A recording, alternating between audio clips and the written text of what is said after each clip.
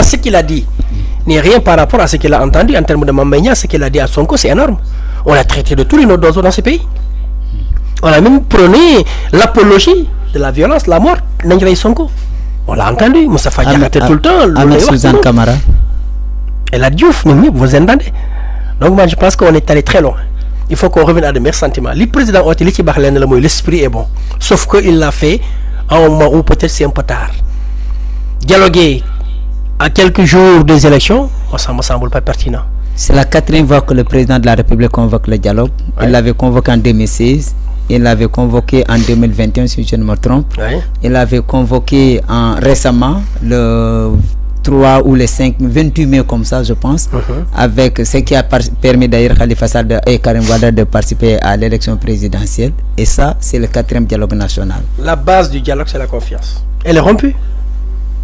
Il y a un proverbe qui dit qu'il n'y a pas de confidence sans confiance. Si je n'ai pas confiance en vous, pensez que je vais me confier à vous? Non. Jamais. Le président de la République nous a habitués quand même à ça. On prend des engagements, à la fin, on dit que les promesses n'engagent que ceux qui y croient. Malheureusement, pour moi, la politique, c'est pas ça. Pour moi, la politique, il y a la morale.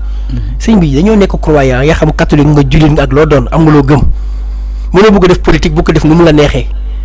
Nit ki mënul def lu ko neex, kañ la ko neex tout le temps, ce n'est pas possible. Confiance boobu nag moo amul moo tax loogul oote na kenn ñëwul parce que les gens ont peur.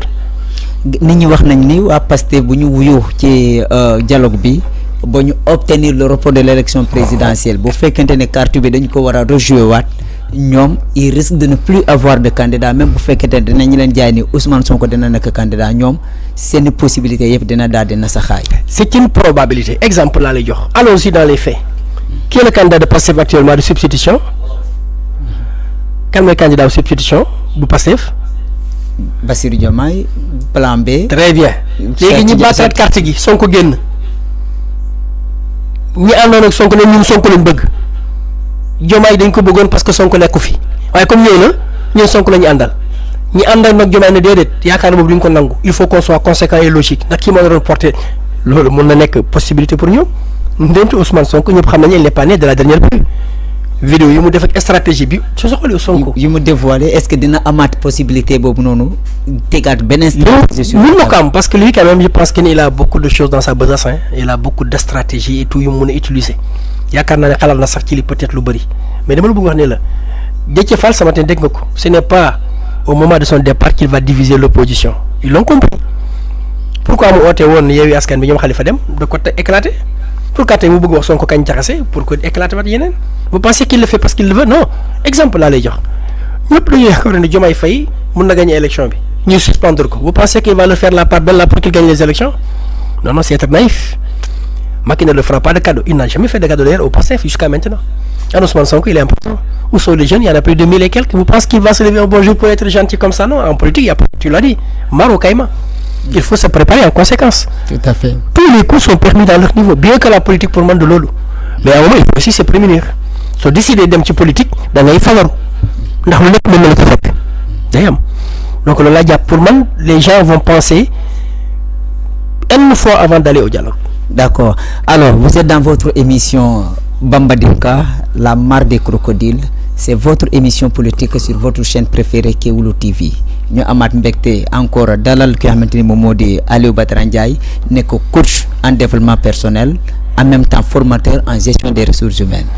Alors Sène Ndiaye gis nañ ni jamono ji nag le président appelle au pardon dialogue mais pardon mais ci dialogue pardon boobu nag bu fekkente ne la régie est là on a assisté à plusieurs arrestations boo xamante ne léegi nañ ko jot Rebeuss tey jii libéré nañu 26 détenus foofu Thiès libéré nañ fa 7 détenus Diourbel 2 détenus lañ fa libéré Tambacounda 41 détenus lañ fa libéré sur pour le cas de Tambacounda 41 lañ libéré sur 73 détenus en attendant nag ñu xaarandi ndax dinañ beneen libération dina ci topp dans les jours à venir wala dans les heures à venir.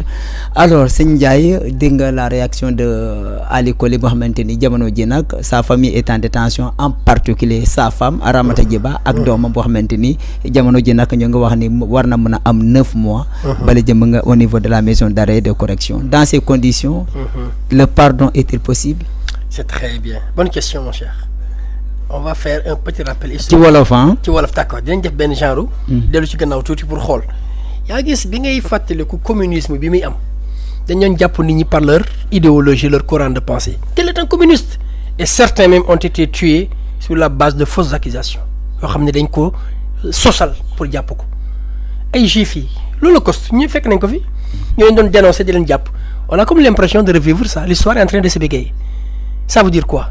Tel nga far en fait c'est des arrestations ciblées xam nga parti bëri nañu Sénégal kan moo ci ëpp lot d'arrestation Pastef la au nom de quel principe lu tax ñu def loolu lu tax ñu jàpp leen parce que sa ngëm-ngëm dafa mel ni tay nekkee woon ci affaire diine islam ku ànd ak Yonent bi sallallahu alayhi wa sallam ñu jàpp la amuñ droit vivre loolu parce que nous sommes dans le cadre d'une république ci république lañ nekk par conséquent li ñu wax mooy respect en fait république loolu moo ñuy garantir ñun ñëpp suñu sécurité mooy on a confié notre sécurité, nos biens entre les mains de quelqu'un pour qu'il puisse veiller sur nous-mêmes mooy mu daal di ñu protéger waaye léegi ma jàpp kii jàpp toute sa famille nit ñi jooy am blessure yu bëri yu am ci ñoom léegi ñu nañ dem pardon kii pardonne qui a offensé qui est-ce que ñii ñoom ñoo tooñ wala dañ leen tooñ waaw kon président Balla nan la mën a baalee ñii moom la ñu war a baal pardon bi kan moo ko xam nga fan la ñu amee sens du pardon mooy ñi xam kan moo tooñ mooy li ma la wax vérité réconciliation dëgg moo jiitu lépp il faut que ñu def benn genre état de lieu yow yaa tooñ li nga nekkee du yoon c'est des bavures qui sont les bourreaux ku leen yónni les commanditaires ñi def état de lieu parce que nag état de droit mais mun a loo neex nga def amoo passe-droit dans l'état de droit il y a des normes mais pourquoi après première guerre mondiale deuxième il y a le procès de Nuremberg on a jugé qui pour l'essentiel des criminels guerre bu am dañuy seet ñal ñuy jàpp mais dans une république aussi ay nit mënuñu jóg de par leur position ku leen ko jox état l'état a le monopole de la violence légale nit mun na rey au nom de l'état kenn am na ci dëkk bi Khadim Bousso c'était à Touba pour raison d'état on le convoque def parce que mun nga agir au nom de l'état on dit l'intérêt général raison d'état mais ku la jox loolu constitution moo ko jox état mu jàpp ko donc par conséquent doole jooj ñu la jox nekkul pour xeex nit ñi la pour dimbale leen la force ce n'est pas pour se battre c'est pour aider les autres donc pardon bi pour moom les blessures sont profondes mon gars imagine toute sa famille arrêtée gis nga état de stress bi ñu nekk mélancolie bi am ci ñoom li leen animé mais c'est très profond nga bëgg en partir de 2 temps 3 mouvements on oublie tout c'est comme wax na fa ay étudiants yi war a dem Europe pour continuer seen jàng exactement maintenant quand tu fais la prison on te prend 8 mois 1 an de ta vie qui va te les rembourser est-ce que ces gens-là sont prêts pour le pardon qui parle à leur nom et qui a cette légitimité pour le faire mon gars en fait on s'arroge des droits qu'on n'a pas qui nous donne ces droits-là yow lan ka mu la jox sañ-sañu wax à la place de ces gens-là amoo ko non qui t'a mandaté personne donc président moom daf ñu tooñ wala ñoo ko tooñ kon kan lay baal dafa war a baalu et non l'inverse. Alors on a vu la famille le collectif des familles des victimes ak ñi nga xamante ñoom ñoo di ci boppam les détenus ñi nga xamante ne libéré nañu leen di wax ne ñun bëgguñu amnistie. dëgg la donc à qui profite cette amnistie. mais xam nga amnistie suñ koy wax xam nga loolu yëpp gis nañ ko ci àdduna nekkul lu bees on n'invente pas la roue mais il y avait des cas précis génocide rwandais am na fi on a tué beaucoup de gens. ci wolof. rey na ñu bëri bu ñu demee génocide ci Rwanda rey ñu bëri ci lan booti ko xeet mais pour aller ci benn genre apaisement dépassement pas oubli hein le pardon n'est pas l'oubli hein peut-être que le président aussi mën nañ ko jox cours ci loolu le pardon nekkul lu ñuy décréter nii rek dafa am processus bu muy jaar ñu bëri wax nañ ci ñoom Desmond Tutu ils l'ont écrit tout là au niveau de l'Afrique du Sud parce que soo bëggee tamit ay mbir nga koy jàngat da ngay xool ñun ñoo gën a dund trop ñetti pays ñoo gën a sonn ci affaire reyante Afrique du Sud bokk na ci ndax apartheid soo demee Israël Palestine bokk nañ ci xam nga beneen bi fan la Finlande lay nekk Irlande du Nord Irlande du Sud dañoo yàgg reyante ñooñu xam nañ lan mooy pardon parce que dañoo dem ba xam ne mënatuñu dëkkee nii foo ñu def sens du pardon Israël Palestine nekkee y a des gens des apôtres de la paix là-bas hein, des gens qui veulent la paix ñooñu suñu waxee pardon di nga xam pardon mooy lan parce que dañ ko dund mais dafa yomb tey mu soo xam yenn yi nga teg ko nit ay services par jóg na ko bon c'est pas grave en fait c'est trop prétentieux de vouloir s'attribuer ces prérogatives là nga jékki-jékki rek ne dañuy baale non pour baale am dañuy xam dëgg ba pare suñu xamee dëgg nag après ñu doog a wax nag baal naa la mais baale boobu nag duñu ko def dans l'esprit d'oublier dañ koy def dans l'esprit de tout simplement réparer les dommages qui ont été causés. sur le plan matériel, sur le plan physique et même sur autre chose. Nekul xaliss ak ay gañu rek en termes de carrière, la prise en charge dafa bari ci lolu. Prisonniers yi génn kan mo leen jël en charge? Pastef ñoko pourtant c'est le rôle de l'État. Des jeunes qui n'ont jamais été préparés à ça. Gis nañ les conditions de la détention mon gars. Fi suñu fi tëjoon ñun pendant un mois on va déprimer et pourtant les conditions sont correctes. Et pourtant la prison c'est l'une d'être ces conditions là. Donc dafa am préparation bu war. Sëñ bi balé nekul lu ñuy wax ni rek ya preuve ma yow mën nañ jàppante.